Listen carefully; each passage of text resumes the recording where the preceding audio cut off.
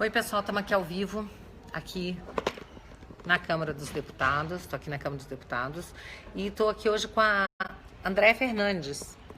A Andréia é, assim, acho que a pessoa que eu encontrei que mais conhece da lei de migração, de islamismo. A gente até fez um hangout, a gente tem conversado sobre isso, é sempre bom, muito bom falar com ela, porque ela traz a informação, né, com fundamento, não é essa coisa de ficar chutando, falando sem saber. E a gente está aqui no Congresso porque nós estamos conversando com deputados, a gente quer falar a respeito da lei de imigração, porque a gente já está até sabendo que os vetos do Temer já estão agora sendo trabalhados num projeto de lei do Orlando Silva, para ver se consegue uma nova lei para colocar aquilo que o Temer vetou. E olha que o Temer votou o mínimo, para não ser uma esculhambação total, né? Porque essa lei ela é terrível. O pior da lei são os próprios princípios, quer dizer, os princípios que norteiam a lei já deveriam ser todos revogados. Deia, fala um pouquinho a respeito de como que você está vendo aí a situação da atual lei de imigração e o que você acha que a gente pode fazer para tentar minimizar aí os danos, né? Sim, olha só, como a Bia já tem falado há algum tempo, o principal problema da lei de imigração, são vários problemas. Ela, na realidade, nem deveria existir, porque o Estatuto do Estrangeiro está mais de acordo com o atual contexto em que o mundo se encontra, e o próprio Brasil, do que a lei de imigração. Porque o mundo, nós sabemos, está vivendo uma crise terrível e essa crise migratória só agravou o problema da segurança internacional dos países. Então, percebam bem, no momento em que a Europa fecha fronteiras internas, os principais países que recebem imigrantes e refugiados estão fechando fronteiras, né? E, inclusive, deportam imigrantes econômicos. Vem o Brasil e apresenta uma lei completamente absurda para abrir nossas fronteiras, para destruir com a cidadania que nós conseguimos com tanta dificuldade. E perceba bem, o Estatuto dos Estrangeiros, se você pensar bem, ele estava vinculado principalmente à questão da soberania e segurança nacional, dando prioridade sempre aos nacionais. Então, no mundo em que só apenas 2 países não vivem o problema do terrorismo islâmico, que não tem esse problema sendo enfrentado, que seriam o Japão e a Coreia do Norte, você tecer uma lei que não há uma preocupação nenhuma com segurança dos seus nacionais, ela é completamente absurda. E um aviso para o brasileiro, a Europa está aguardando a chegada ainda esse ano de 8 a 10 milhões de imigrantes. Não são refugiados, são imigrantes que a Europa está aguardando e o próprio governo alemão reconhece isso. Foi um dos ministros do governo que reconheceu que já estão a caminho da Europa. E um detalhe, na Europa o imigrante econômico ele é criminalizado. Na nossa lei, não, pela nossa lei de imigração não. Então, vocês têm noção para onde vão esses imigrantes, já que não vão ficar na Europa? E quem leu o jornal em fevereiro sabe que no próprio Estadão foi divulgado que Theresa May fez um acordo com a América Latina e com a Ásia, porque eles querem enviar com assim, uma base financeira bem ínfima milhares eles chamam de refugiados, mas de fato não são refugiados, para a América Latina, inclusive o Brasil, e Coreia do Norte. Então, Coreia do Norte? Vamos lá, Coreia do Norte. Falei Coreia do Norte agora, não. Ásia. Então, percebo, foi bom você me corrigir, que eu estou com Coreia do Norte na cabeça, que lá não tem problema de terrorismo. Lá não, né? Lá não, lá em Japão. Entra, não. Né? São os únicos países que não têm problema com o terrorismo. Então, no momento desse, que a Europa está fechada e tem imigrantes caminhando para lá, e a ONU já tem essa imposição em relação à lei de imigração, porque, percebam bem, a ONU, através da Acnur, que é a Agência de Refugiados da ONU, esteve à frente de toda essa articulação para a formação da lei de imigração. Ela participou de absolutamente tudo. E ela vem impondo que o Ocidente receba principalmente refugiados muçulmanos. Inclusive eu mesma já estive no Ministério das Relações Exteriores reivindicando que, já que o Brasil tem acordos internacionais e tem que cumprir esses acordos internacionais, é obrigado a cumprir, então ele tem que receber refugiados. Isso é independente do governo que esteja, tem que cumprir esses acordos, infelizmente, né? Então, eu pedi para que o Brasil desse prioridade aos refugiados que estão sofrendo genocídio, aos refugiados cristãos, refugiados yazidis e outras minorias que são perseguidas. Quer dizer, dá para fazer a coisa, né? Por exemplo, se você tiver um critério para receber o pessoal, você pode até minimizar também os problemas dessa lei.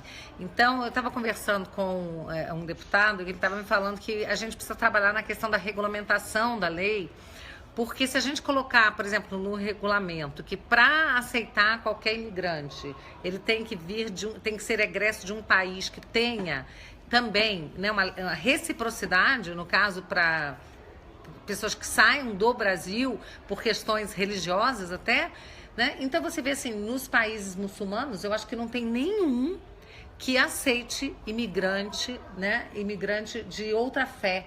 Isso, que vá por motivo religioso. Isso, eu acho que eles não aceitam. Então isso já diminuiria bastante o impacto. Mas e os acordos que a Dilma já celebrou na Europa, principalmente com a Alemanha, no ano passado?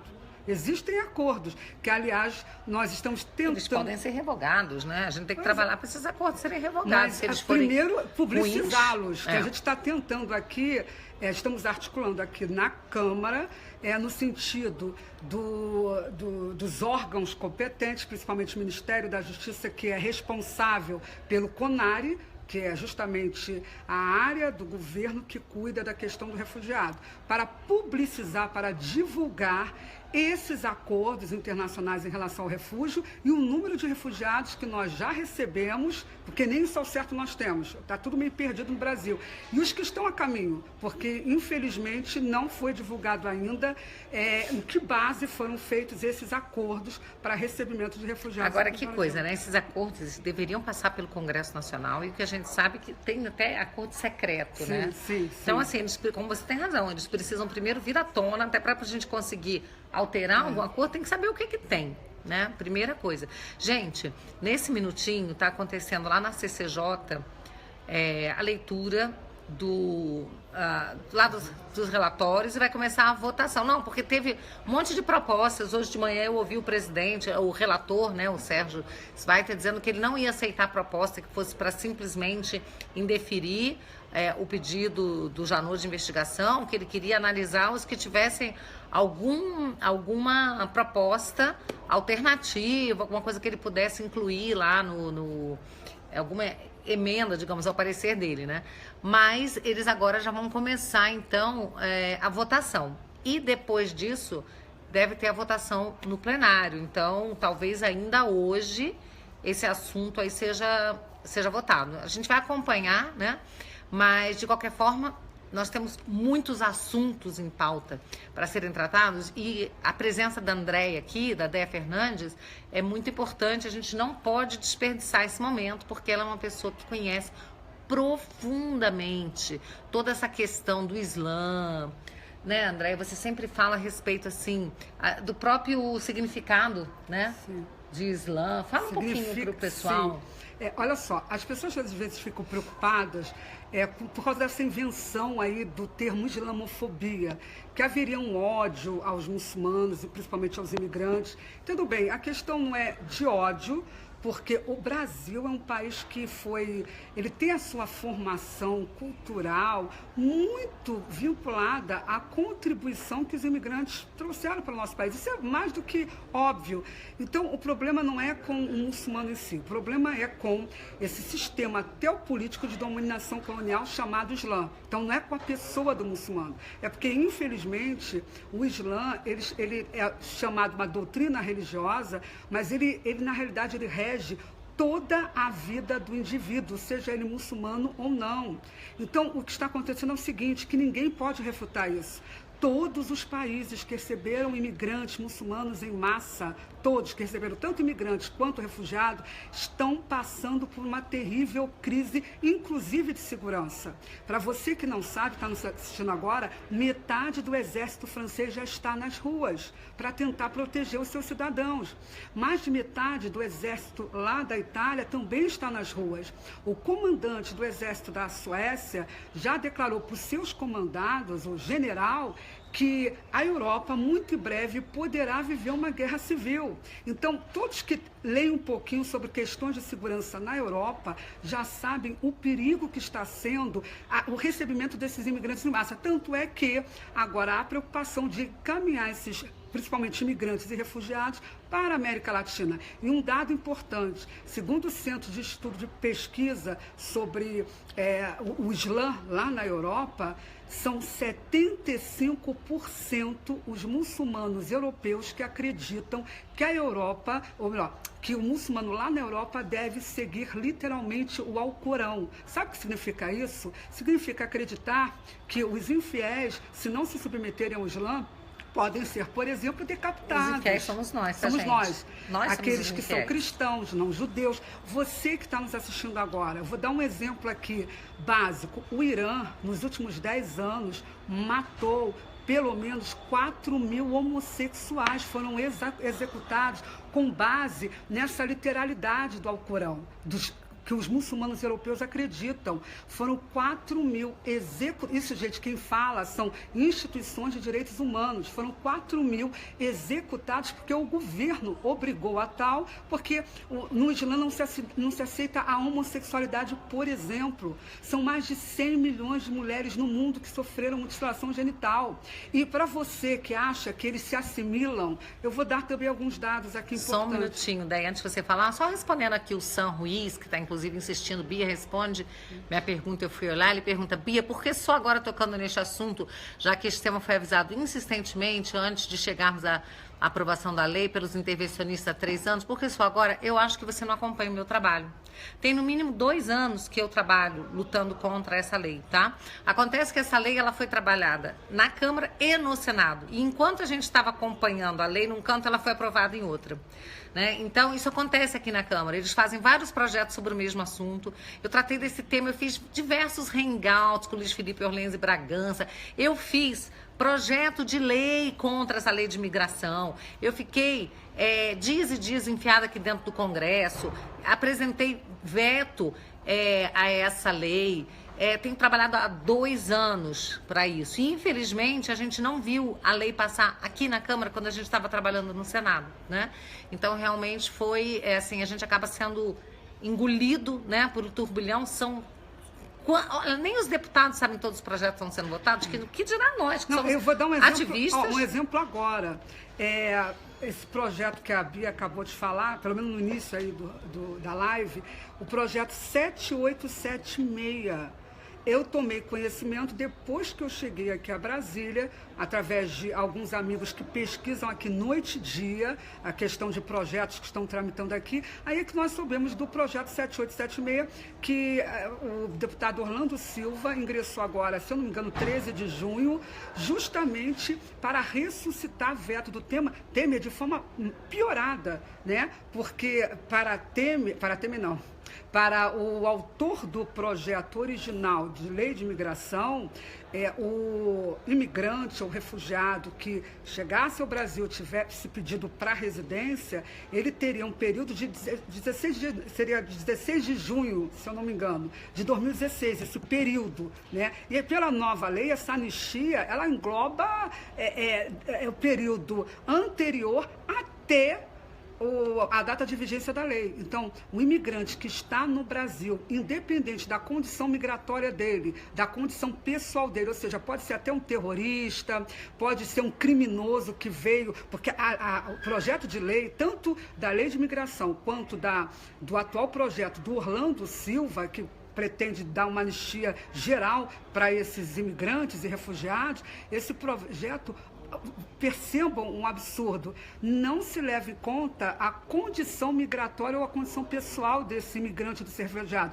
Então, seja lá quem estiver aqui, ninguém vai precisar pesquisar a origem desse cidadão, quem ele é ou quem deixa de ser. Então, a gente vai receber, e já está recebendo, refugiados que infelizmente não são refugiados, são terroristas, não estou dizendo todos, mas existem terroristas no meio desses refugiados e, pelo projeto de lei atual do Orlando Silva e pela própria lei de imigração, no artigo 118, que foi vetado, eles têm toda a possibilidade de requerer residência sem a gente saber de quem se trata. Agora eu quero só falar um comentário aqui, né? Sam, desculpa, eu não sabia se era homem ou mulher, tá? Mas é mulher e vamos então chamar de mulher, porque aqui a gente combate também, outro assunto que a gente combate muito é a ideologia de gênero, né, gente? Vamos aproveitar e falar nisso. Então, olha só, gente, eu acho que não é o caso de dizer quem está nessa luta há mais tempo, porque você mesmo disse, os intervencionistas estão há 3 anos tratando disso e conseguiram o quê? Então, se eu estou há 1 ano ou 2 falando, conseguiu o quê também? Então, assim, a gente conseguiu alguma coisa, né?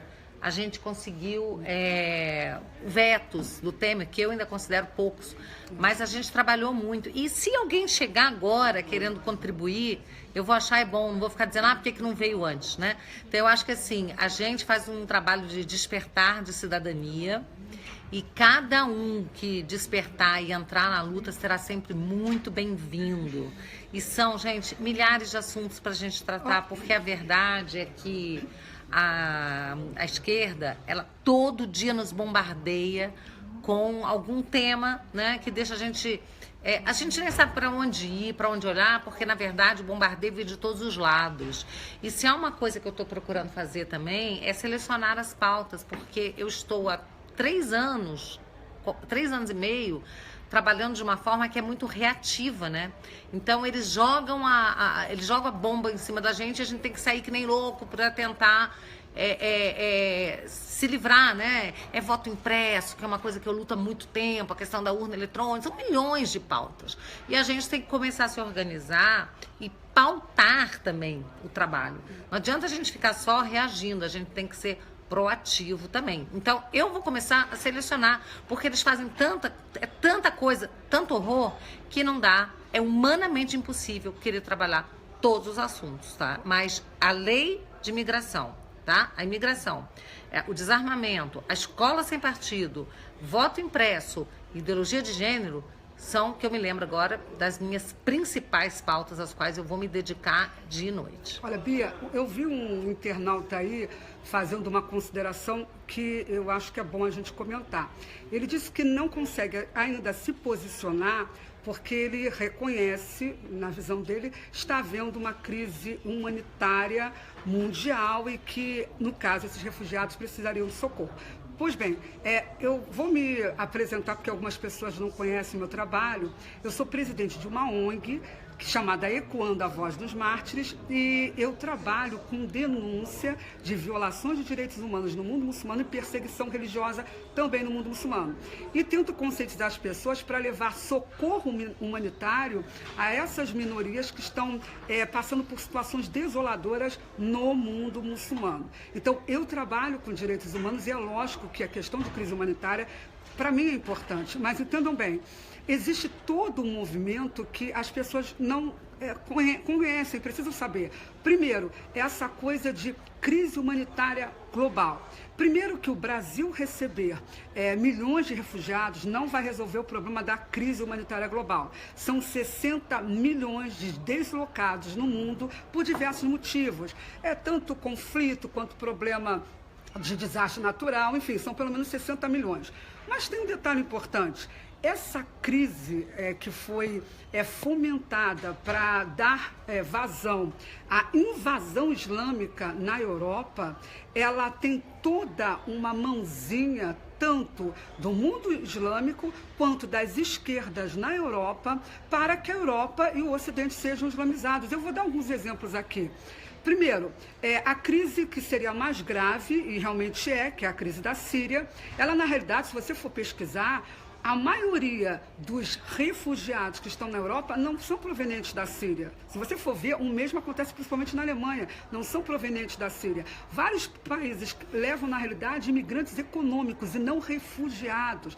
Outro detalhe importante, tanto a Arábia Saudita quanto todo o Golfo Pérsico, que são bilionários, se negaram a receber refugiados sunitas que são do seu próprio povo, da sua própria cultura. Então, a Arábia Saudita, ela tinha condição de, em 2014, receber em tendas climatizadas, 200 mil tendas climatizadas, pelo menos 3 milhões de refugiados sírios. E ela fechou as portas, mas disse, eu vou construir, dar dinheiro para a Alemanha, para construírem 200 mesquitas. Então, entendam bem, o mundo muçulmano está enviando os seus muçulmanos para a Europa com o objetivo de islamizar o Ocidente. E tem um detalhe, gente, eu estava lendo, na Itália está uma confusão, essa coisa de imigração islâmica, né? Uma grande confusão.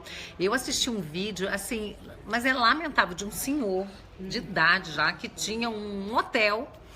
E simplesmente chegaram os agentes lá do governo, sei lá o quê, com vários que eles chamaram de refugiados da África. Isso. E disse assim, olha, eles vão ficar hospedados aqui no seu hotel. Ele falou, não, eu não posso receber, eu já tenho os meus hóspedes, já estou com os quartos reservados. Ele falou, não, você vai recebê-los e o governo vai pagar 6 euros por dia por refugiado.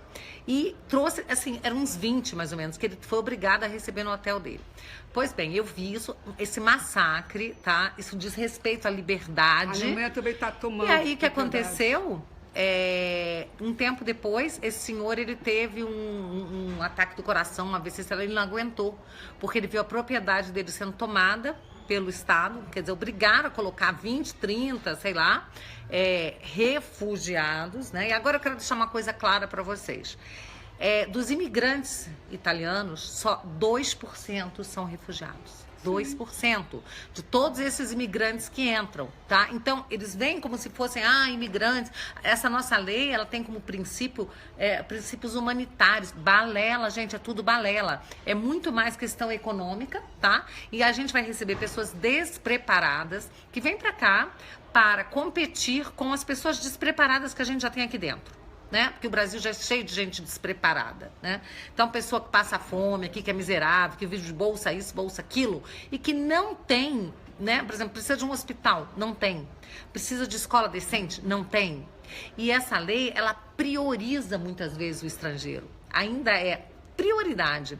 Agora, se a gente... Ontem eu estava conversando com um rapaz também que é de Roraima, e ele estava me dizendo que lá em Roraima, com a vinda dos venezuelanos, que são os imigrantes venezuelanos que estão fugindo também, né, do problema seríssimo desse governo podre do Maduro, eles dizem assim, olha, não tem mais escola para as crianças de Roraima, porque estão tomadas pelos estrangeiros, tá? Então, assim, não tem saúde pública, não tem nada. Roraima já está pedindo socorro, tá, gente? Então, o mesmo está acontecendo no Acre, né? O mesmo está acontecendo em vários locais. Então, a gente tem que tomar muito cuidado com essa conversinha de humanitarismo, quando não é disso que se trata. Existe um projeto de poder, de tomada do Ocidente. Não, e o melhor, vamos falar gente, sério. O melhor exemplo, um dos países onde tem mais gente morrendo no mundo de fome e por causa de um conflito se chama Iêmen. É uma crise humanitária tão pernóstica quanto a da Síria. Entendeu bem? No Iêmen, muçulmanos xiitas estão literalmente, são milhões que estão, inclusive, pelo menos 1 milhão é de crianças. Está vivendo um conflito sério. Eu pergunto a você que está me assistindo agora, onde você viu país no Ocidente abrindo portas para refugiados que estão passando fome lá no Iêmen? Sabe por que você não ouviu falar nesses refugiados? Ou que na realidade nem são refugiados, porque não está havendo permissão dos habitantes, né, do Iêmen, estão sendo mortos lá no Iêmen, numa guerra que já dura anos, e você não lê nos jornais. Mas sabe por que você não lê nos jornais? Porque, segundo a Wikileaks, depois do vazamento de milhares de notas notas diplomáticas da Arábia Saudita com o mundo inteiro, quem comanda a mídia global é a Arábia Saudita. Então você não vê em nenhum jornal, tanto aqui no Brasil quanto no Ocidente, a desgraça que a população xiita, não é sunita, o mundo está recebendo uma leva de milhões de refugiados e imigrantes apenas sunita. E o xiita que está morrendo lá no Iêmen não pode sair do seu país e nenhum país abre. Cadê o Brasil? Vamos lá. Brasil, por que você não abre as portas para o xiita? Não vai abrir, porque a ONU já está em conluio com países sunitas, principalmente com a Arábia Saudita, para islamizar o mundo apenas com muçulmanos sunitas. E tem mais um detalhe. Para você que está preocupado com crise humanitária, um país onde mais se mata, por exemplo, cristão, que é a Nigéria. A Nigéria está vivendo um conflito terrível. O Boko Haram estava fazendo um extermínio, um genocídio contra cristãos. Você lê isso em algum jornal? Não, ninguém fala que o cristão é o povo mais perseguido que tem hoje em dia. Pois bem, qual é o jornal que está advogando que o Brasil ou outros países recebam cristãos que estão sendo mortos lá na Nigéria? Gente, nos Estados Unidos, antes de Trump, eles tinham, né, eles tinham já feito um trabalho lá e tinham resoluções de que eles recebiam refugiados muçulmanos, mas os cristãos eles não recebiam. Eu vou dar um exemplo. Barack Obama era assim. Eu tenho os números. Inclusive, eu levei isso ao Ministério das Relações Exteriores. Levei esses números ao Ministério em reunião que eu tenho filmada. Eu deixei claro que, segundo órgãos oficiais dos Estados Unidos, esse país recebeu até o final do ano fiscal de 2016, que foi em outubro, mais de 12 mil muçulmanos que colocaram como refugiados. Sabe quantos cristãos Estados Unidos, um país dito cristão, recebeu? Através da administração Obama, foram apenas 68 cristãos, que o próprio país reconhece que está sofrendo genocídio. O país e o departamento, e a União Europeia. A ONU não reconhece genocídio, mas os Estados Unidos reconhece genocídios cristãos. Foram apenas 68 cristãos que estão sofrendo genocídio na Síria, que foram autorizados a entrar nos Estados Unidos. E Yazidis, que é uma outra minoria que está sofrendo genocídio, foram menos de 30 que entraram. Então, entendo bem, eu não sou contra receber refugiados, apesar de toda essa crise que nós estamos vivendo, porque eu penso sim na questão humanitária, mas o que eu percebo é o seguinte: o que eu requeri aqui no Ministério das Relações Exteriores foi o seguinte: vamos dar prioridade para os verdadeiros refugiados que a ONU fechou as portas. Porque assim, gente, uma coisa, a gente tem que pensar na nossa sobrevivência, entendeu? Sim. Não adianta você receber alguém, né, um povo que você sabe que quer te destruir, quer te dominar. Vocês ouviram o discurso do Donald Trump na Polônia? Se não ouviram, eu aconselho que assistam. Aqui na página eu coloquei vídeo, na nossa página Fora Foro de São Paulo, tem vários vídeos, assistam. Isso é seríssimo, porque a nossa civilização, ela corre o risco. Leiam o livro que eu tenho recomendado, A Nova Ordem Mundial, do Alexandre Costa, né? Leiam, porque ele explica exatamente, fica claro como água, tudo o que está acontecendo. Você passa a entender o que está acontecendo. Olha, e assim, eu particularmente, eu tenho assim, muito cuidado. Como eu trabalho muito no ramo secular, eu sou advogado, internacionalista e tudo, para você que de repente está assistindo e fala, eu não acredito em nova ordem mundial e tal, eu nem entro, sabe, Bia, nesses assuntos. Eu procuro citar no meu trabalho especialistas sobre mundo islâmico, porque eu estou aqui para denunciar o Islã como uma religião que incentiva todo tipo de barbárie. Religião para aqueles que pensam que é religião. Para mim não é. É sistema teopolítico de dominação colonial. Pois percebam bem, eu vou citar aqui um especialista palestino, então ele conhece bem o Islã, tá? É palestino, não é um ocidental, tá? É um palestino, que é um dos maiores estudiosos e um dos maiores juristas no mundo, que entende da jurisprudência islâmica no Ocidente. Ele dá aula em pelo menos 4 universidades lá na Europa, tem diversos livros editados, e ele diz o seguinte: ele também fez a tradução em ordem cronológica do Alcorão, um livro sagrado dos muçulmanos, do árabe para o francês. E ele diz o seguinte, palavras dele, de um especialista, não é de uma estudiosa que não se... Eu não me vejo como especialista, eu sou apenas uma estudiosa. Ele diz, se a Europa não destruir o Islã, o Islã vai destruir a Europa. E ele ainda diz o seguinte, que o certo seria obrigar o mundo muçulmano, as principais lideranças espirituais islâmicas, tá, que são favoráveis às violações de direitos humanos, que elas simplesmente destruam a parte do Alcorão que estimula a violência, que é conhecida entre os estudiosos como Corão de Medina, que é essa parte do Alcorão que fala de violência contra nós, os infiéis. Então não sou eu falando, é um dos diversos estudiosos que apontam essa religião como verdadeira fonte para todas as mazelas de violência sistêmica que vem sofrendo a Europa. Olha aqui, a Betânia Bernard diz o seguinte, não estão trazendo crianças, mulheres ou idosos. Sim. O problema é que trazem homens entre 18 e 47 anos de idade, muitos com mentalidade de causar terror, alguns muçulmanos não seguem o Corão, eu concordo. Tal. É isso mesmo, o que a gente percebe, né? Não vem criança, não vem gente doente, não vem mulher, né? Vem sempre homem, né? Na idade, digamos, militar.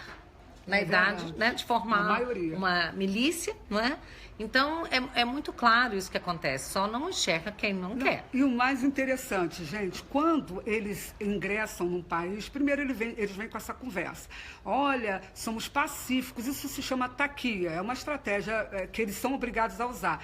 Taquia é a obrigação que tem todo muçulmano de mentir sobre a religião a fim de que venha expandi-la. Isso é uma obrigação que eles têm. Então, eles falam sobre isso. Deve ser a mesma obrigação que petista tem, né? Para enganar o povo, para achar que a esquerda é bonitinha, que a esquerda defende minoria. Tá aí, taquia petista. Pois é isso aí. Então, essas minorias, quando elas se tornam expressivas, elas já deixam claro que não vão aceitar a assimilação. E isso as próprias lideranças islâmicas e políticas lá no mundo muçulmano estimulam. Vou dar um exemplo básico. Erdogan, esse ditador turco, onde todo mundo diz que Turquia era, né? Ou era um país moderado, mas na realidade nunca foi. Turquia nunca foi moderada. Esse ditador turco, no período que a imprensa toda dizia que a Turquia era moderada, ele estava lá na Alemanha fazendo discurso para milhares de turcos, porque são 3 milhões de turcos que vivem na Alemanha. E ele fez discurso para milhares deles dizendo o seguinte, Bia, que era uma violação dos direitos humanos para o muçulmano se assimilar ao Ocidente. Ainda tem isso. Já é exatamente por isso que eles não aceitam a cultura do povo. Para onde eles largam o país deles, que está uma desgraça, e vão para o país que eles acham que tem condições de recebê-los, mas para quê? Para se integrarem? Não, para destruir. Isso. E só em Londres, que já tem um prefeito muçulmano, e você, brasileiro, tome conhecimento desse projeto, dessa PEC aí, do Aloysio Nunes, para dar o direito a voto e ser votado em relação ao estrangeiro.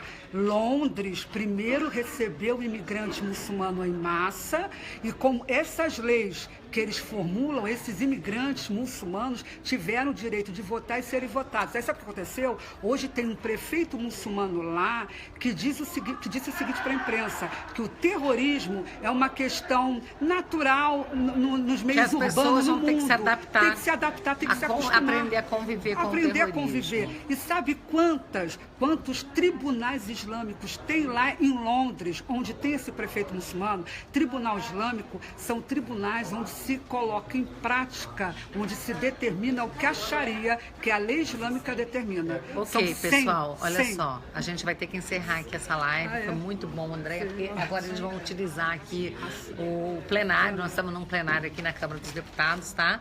Mas eu não podia perder essa chance de conversar com o André e compartilhar com você tanto conhecimento aqui, da Déia Fernandes. Vocês vão lá e curtam a página dela, Déia Fernandes, fala aí os seus canais. Tem o canal, a fanpage Ecoando a Voz dos Mártires.